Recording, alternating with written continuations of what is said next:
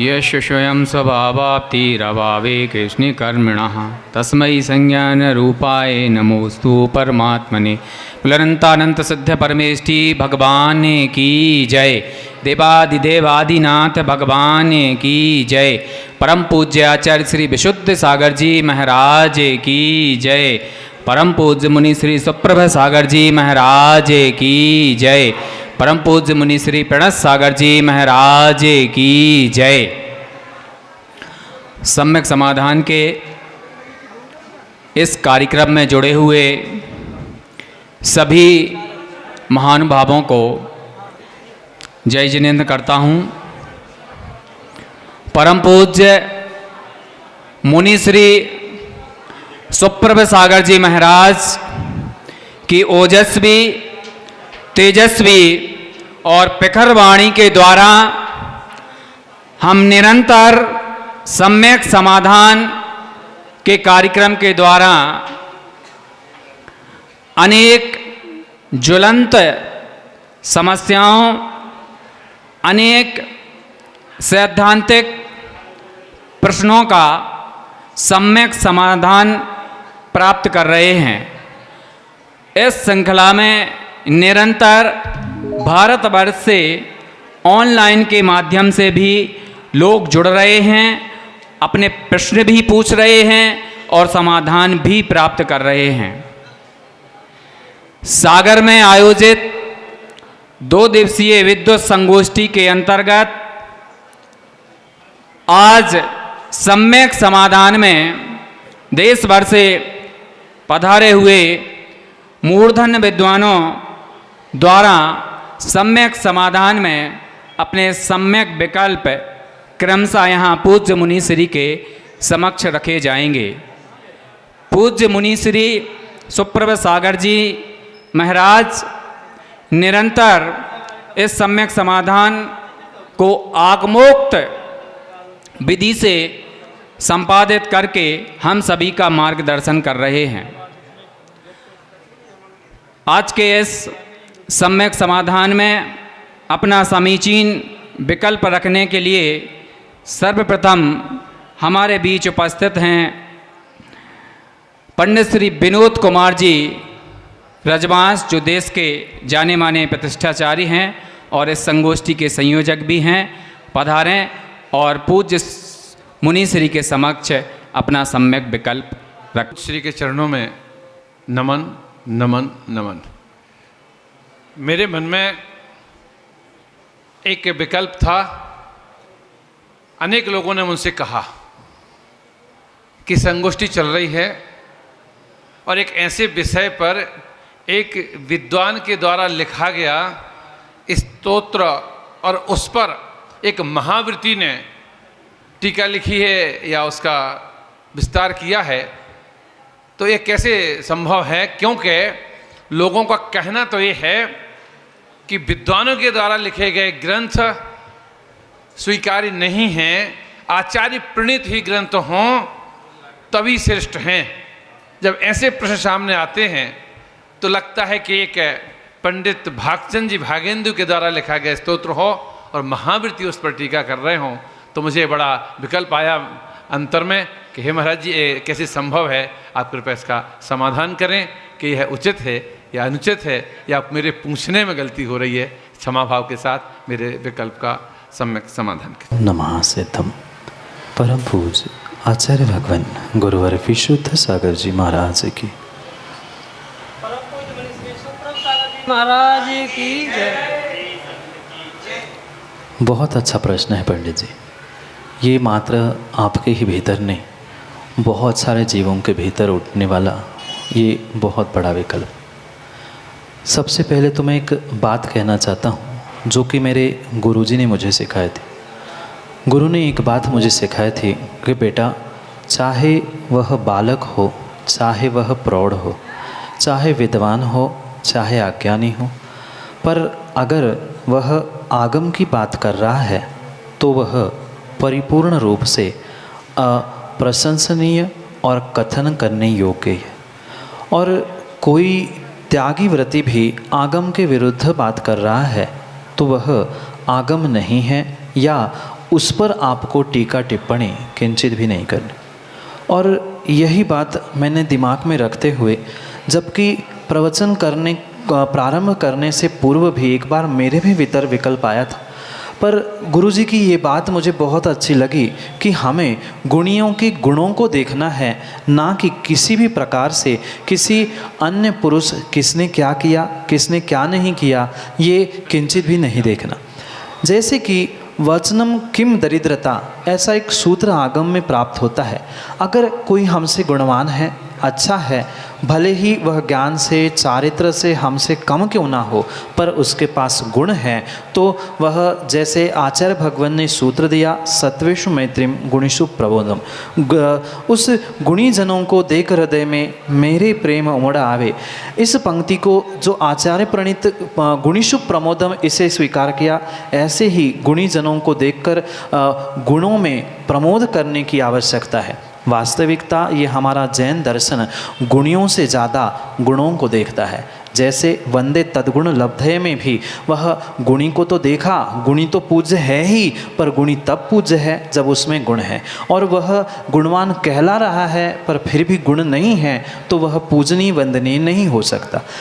इसी बात को दिमाग में रखते हुए अगर किसी के पास कुछ अच्छी बात है तो वह प्रशंसनीय है। एक छोटा सा 4 वर्ष का बालक भी अगर नमोकार पढ़ते हुए आगम की बात कह रहा है तो उसकी प्रशंसा करने योग्य है, और बहुत बड़ा विद्वान ज्ञानी त्यागी व्रती आगम के विरुद्ध बात कर रहा है तो उसकी पुष्टि, उसकी अनुमोदना ना करना, यही आगमोक्त क्रिया आचार्य भगवंतों ने बताई। इसलिए चाहे वह विद्वान हो, महाव्रती हो, अणुव्रती हो, है तो धर्मात्मा, है तो गुणी, तो उसके गुणों को, उसके गुणी भावों को देखते हुए, प्रमोद भाव रखते हुए, अगर हमने एक धर्मात्मा पर अनुकंपा करते हुए उसके भावों को समाज तक पहुंचाने का प्रयास किया है, तो उसमें किसी को विकल्प करने की आवश्यकता नहीं है। और कोई विकल्प आप जैसा जीव कर भी रहा है पंडित जी, तो मैं नहीं विकल्प करता, क्योंकि करने वाला विकल्प करेगा। हमने अपना काम कर लिया और जो हो करना था हमने गुणों की प्रशंसा कर ली, फिर सामने वाला जैसा चाहे वैसा सोचे। हमने तो जिनवाणी के कोष में वृद्धि करने का प्रयास किया है, क्योंकि पंडित जी किसी की सोच नहीं बदली जा सकती। जिसकी बड़ी सोच है वो बड़ा काम करता है, जिसकी छोटी सोच है जो छोटे व्यक्ति को देखते हुए, छोटी सोच को ही देखते हुए छोटी दृष्टि ही करता है। छोटी दृष्टि को छोड़ते हुए गुरुजी ने जो बड़ी दृष्टि हमें दी थी, उस बड़ी सोच और बड़ी दृष्टि से ही ये छोटे से काव्य पर बहुत बड़ा काम और बहुत बड़ी संगोष्ठी का उपक्रम हुआ। वह वास्तव में प्रशंसनीय था। यही आपके लिए सम्यक समाज। अगले सम्यक विकल्प के लिए मैं निवेदन कर रहा हूँ अखिल भारतवर्षीय दिगंबर जैन शास्त्रीय परिषद के यशस्वी अध्यक्ष आदरणीय डॉक्टर श्रेयांश कुमार जी बड़ौत पधारें और अपना सम्यक विकल्प यहाँ रखें। जय मुनिश्री, आपके माध्यम से जो सम्यक समाधान दिए जा रहे हैं वो संपूर्ण समाज में मान्य हैं और उनके अनुसार हम सभी के चिंतन बढ़ते जा रहे हैं। उसी क्रम में मैं भी एक विकल्प चल रहा है मेरे सामने, और वो सारी संस्कृति में एक परिवर्तन ला रहा है, इसलिए वो विकल्प आपके सामने रखता हूँ। विकल्प है कि मुनि आरिका की प्रतिमा उनके शरीर के आकार की ही बन सकती है क्या, और उन आरिका आदि की प्रतिमा की भी पूजा अभिषेक आदि होते हैं, होना चाहिए या नहीं। यही मेरी इच्छा है और जानने की इच्छा है कि इसका सम्यक समाधान मिले। सया जी, क्या हो रहा है और क्या होना चाहिए, इसमें बहुत अंतर है।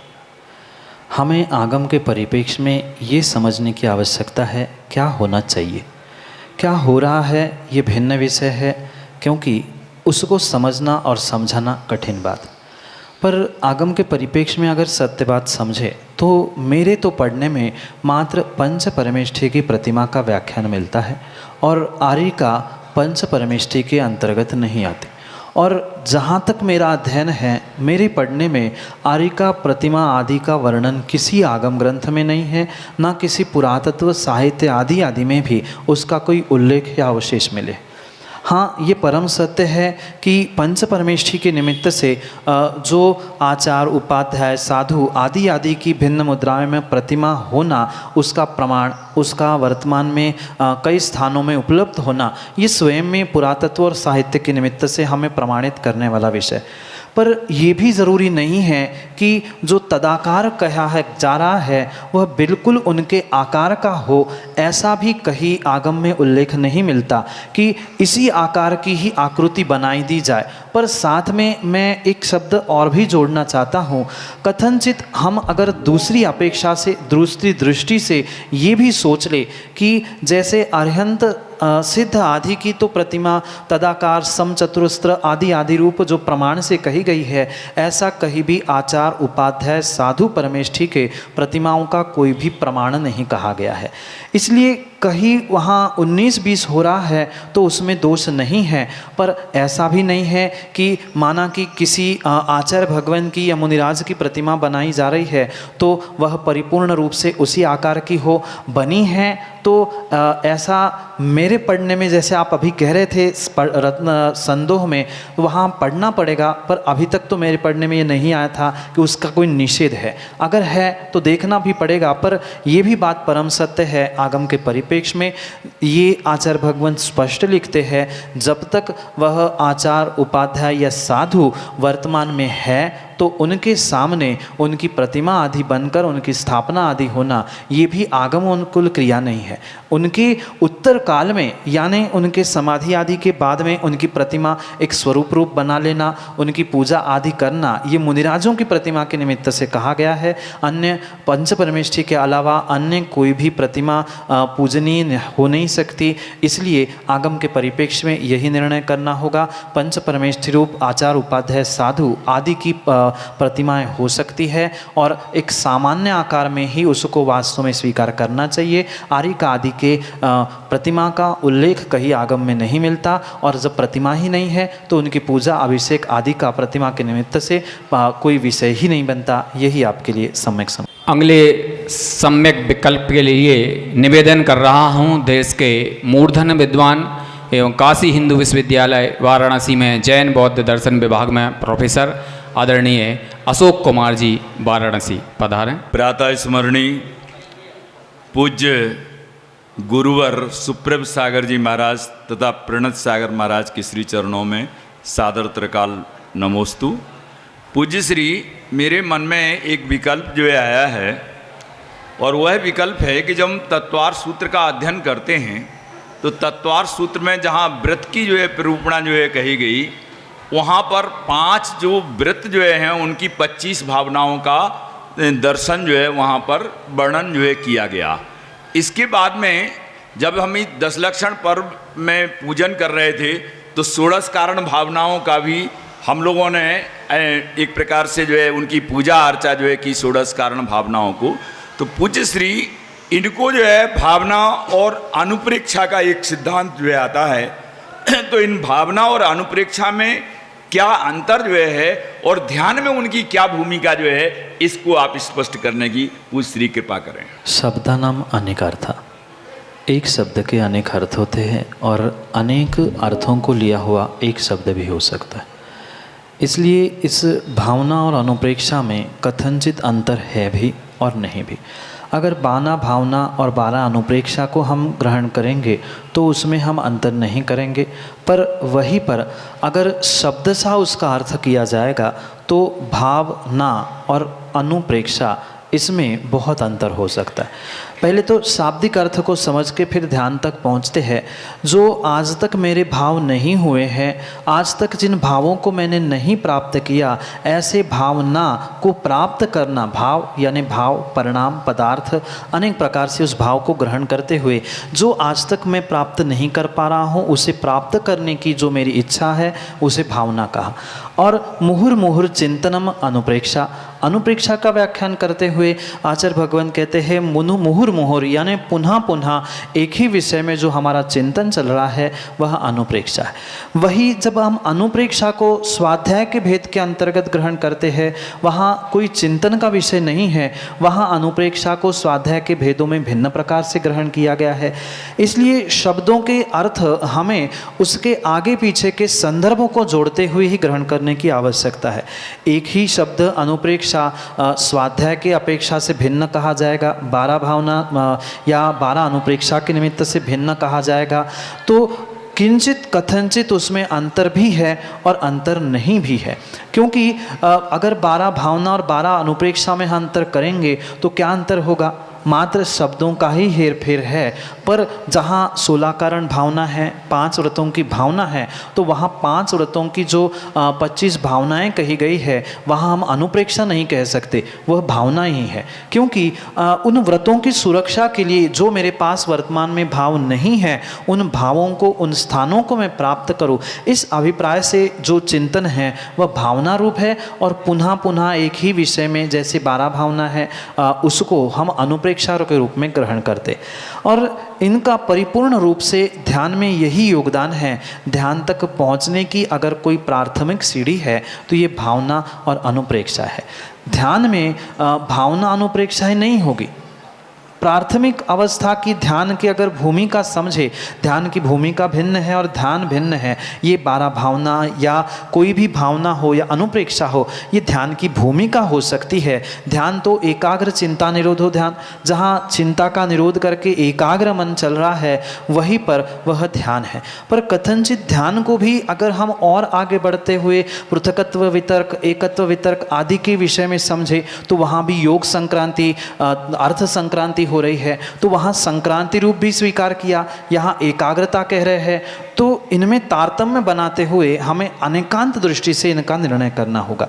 जब पृथकत्व रूप से शुक्ल ध्यान चल रहा है तो वहाँ जो संक्रांति हो रही है, विचार परिणमन हो रहा है, वहाँ कथनचित हम उस भावना रूप या अनुप्रेक्षा रूप कथनचित ग्रहण कर सकते हैं। मैं बार बार कथनचित इस शब्द को इसलिए जोड़ रहा हूँ कि सर्वथा किसी का अर्थ करना और उसका प्रयोग करना ये अनेकांत में दोष कहा जाएगा।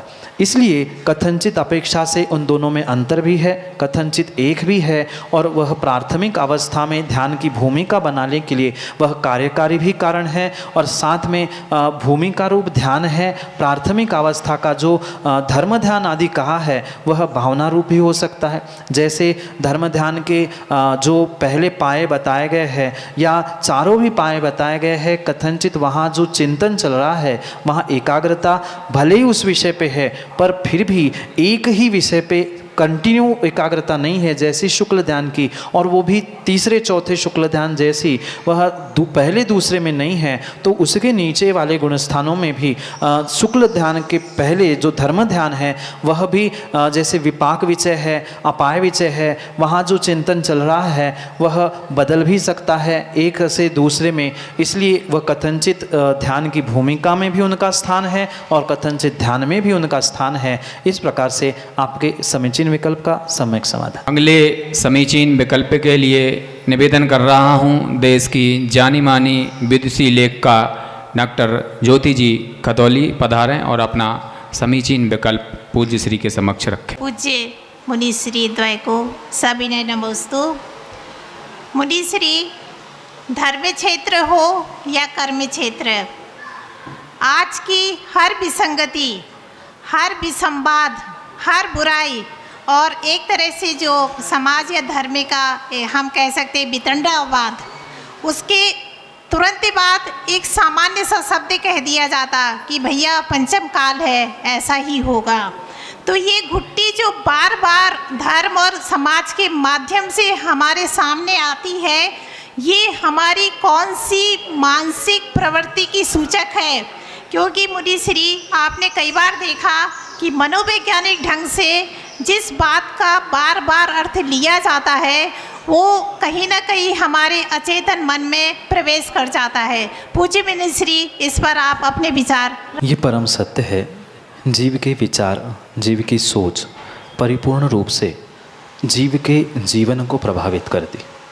जो उसकी मानसिकता है या बार बार उसका सोचना है वो उसके जीवन के लिए प्रभावित करने के लिए, जीवन को अच्छाई या बुराई की ओर ले जाने के लिए कार्यकारी हो सकता है। और रही बात जो उस पंचम काल का दोष है, पंचम काल का दोष है, ये मात्र वर्तमान के जीवों की मात्र मानसिकता है कि जैसे कोई काम अच्छा हुआ तो व्यक्ति उसकी प्रशंसा स्वयं लूटना चाहता है, और कोई काम बिगड़ा तो सीधे सीधे दूसरे पर आरोप करता है कि इसके कारण से काम बिगड़ा। ये वर्तमान के परिप्रेक्ष्य में भी जो ये पंचम काल है, धर्म कार्य आदि किसी भी क्षेत्र में जो ये चिंतन या कथन चल रहा है, ये परिपूर्ण रूप से मात्र उसी का द्योतक है जो आचार्य भगवान ने इसके विषय में कहा था। समंतभद्र स्वामी ने काला कलिर्वा कलुषा सयोवा श्रोत्रु प्रवक्तो वचनानयोवा। जो ये काला काल मात्र होने से खोटापना नहीं दिख रहा है, अपितु काले काल में जो काले परिणामों से युक्त जीव है, उसके काले परिणामों से ही उसकी ये परिपूर्ण रूप से विपरीतताएं सामने दिखाई दे रही। और ये सीधी सी बात माँ इतनी सी है कि व्यक्ति जब कुछ कर नहीं पाता है तब वह अपना दोषारोपण दूसरे के ऊपर कर लेता है, दूसरे निमित्तों को खोज देता है, और ये मात्र निमित्तों को खोजकर दूसरे पर आरोपण करना है कि क्या करे पंचम काल है, क्या करे पंचम काल है।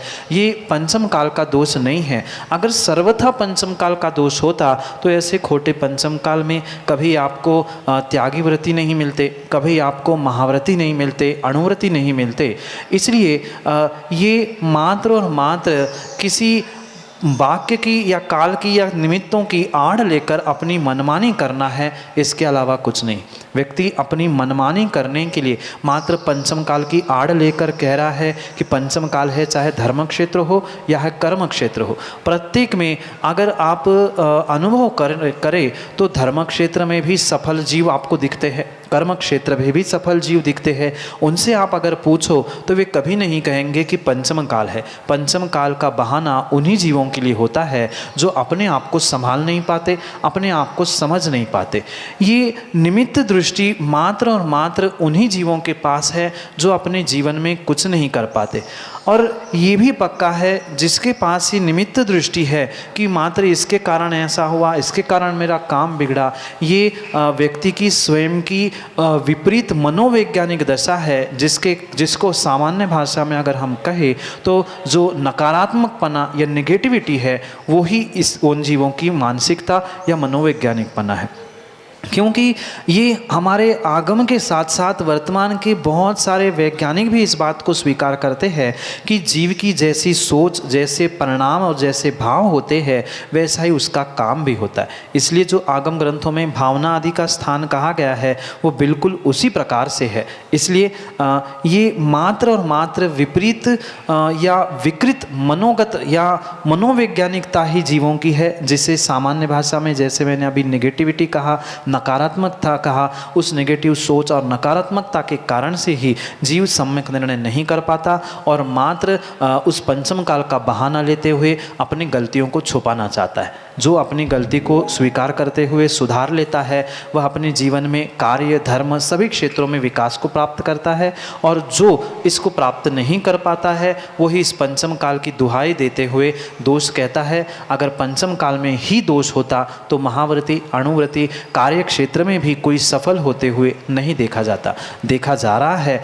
मतलब इसका सीधा सीधा यही प्रमाण है कि कहीं ना कहीं सफलता है तो सफलता है तो पंचम काल का दोष नहीं है, दोष उपादान का है, हमारी सोच का है, व्यक्तिगत उस मनोवैज्ञानिकता का है। जैसी आपकी मनोवैज्ञानिकता है, सोच है, दृष्टि है, आपको सामने वाली वस्तु भी बिल्कुल वैसी ही दिखती है और दोष दिख रहा है काल में, क्योंकि आपके भीतर आशयों में परिणामों में खोटापना है, इसलिए काल में कालापना दिख रहा है। इसलिए उस अपने परिणामों को, अपनी सोच को जो बदलता है वही जीवन में सफल होता है। यही आपके लिए समय। इस प्रकार आज सम्यक समाधान में आए हुए समीचीन विकल्पों का सम्यक समाधान परम पूज्य मुनि श्री सुप्रभ सागर जी महाराज ने अपनी आगमोक्त वाणी के द्वारा हम सभी को प्रदान किया। यदि आपके मन में भी कोई समीचीन विकल्प है, आप पूछना चाहते हैं, तो ऑनलाइन के माध्यम से भी आप हम तक अपने समीचीन विकल्प प्रेषित कर सकते हैं। हमारे नंबर हैं 8707548811। दूसरा नंबर है 7415306441। ईमेल आईडी हमारी है samyak.samadhan@gmail.com। इन माध्यमों से आप अपने प्रश्न हम तक प्रेषित कर सकते हैं। आपसे यह भी आग्रह है कि सम्यक समाधान के कार्यक्रम एवं अन्य गतिविधियों से अवगत रहने के लिए पूज्य मुनिश्री की विभिन्न गतिविधियों को जानने के लिए सुप्रभ उवाच फेसबुक पेज को लाइक अवश्य करें। साथ ही सुप्रभ उवाच यूट्यूब चैनल को भी लाइक करें ताकि आपको निरंतर गतिविधि मिलती रहें। साथ ही जिनवाणी चैनल पर शाम को 7:40 पर पूज्य श्री की वाणी से भी आप निरंतर लाभान्वित होते रहें। साथ ही सम्यक समाधान के इस कार्यक्रम यूट्यूब चैनल तथा पारस चैनल पर आप निरंतर लाभान्वित होकर के अपने जीवन का मार्ग प्रशस्त करते रहें। आज के इस कार्यक्रम से जुड़े हुए सभी विद्युत जनों की ओर से, सभी साधर्मी भाइयों बहनों की ओर से पूज्य मुनि द्वय के चरणों में कोट सा नमोस्ति करते हुए आज के इस सम्यक समाधान को यहीं संपन्न करते हैं। सभी को जय जिनेन्द्र। बोलो परम पूज्य मुनि श्री सुप्रभ सागर जी, पेणस सागर जी महाराज की जय।